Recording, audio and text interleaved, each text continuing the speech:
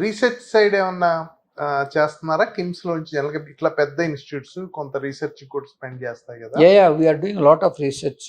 Like We have one KIMS Foundation and Research Center అని ఉన్నాయి. రీసెంట్గా ఏంటంటే we try to do help the deaf people. Deaf people ఏంటంటే వాళ్ళు అసలు ఏ డాక్టర్కి చెప్పుకోలేరు వాళ్ళ బాధల్ని.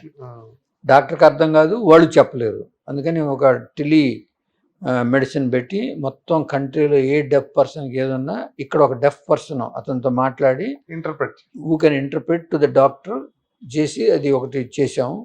అదేవిధంగా దృష్టి అని ఏఐ కాంపోనెంట్తో ఆర్టిఫిషియల్ ఇంటెలిజెన్స్తో అది ఇమేజెస్ని ఒక 20-30 ఇమేజెస్ని స్టోర్ చేస్తుంది.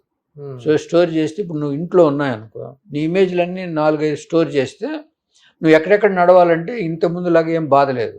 It will guide. ఓకే, నువ్వు ఆ దగ్గరికి పోగానే నీ డైనింగ్ టేబుల్ ఉంది, ఇక్కడ పోతే నీ కిచెన్ ఉంది అని చెప్పొద్దు. So that you will able to do.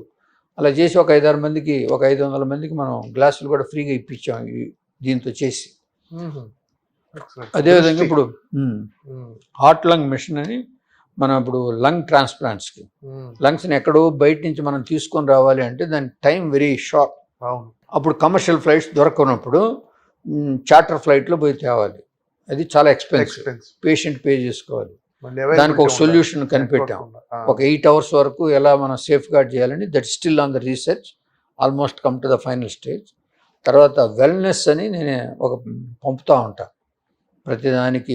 Every month ఒక వెల్నెస్ టాపిక్ తీసుకుని మ్యాగజైన్ లాగా అందరికి అవి కూడా ఇస్తుంటాం. తర్వాత ఇంకా చాలా న్యూరాలజీలో గ్లయోమాస్ మీద వీటి మీద research. Exclusive centre for research. yes there are people.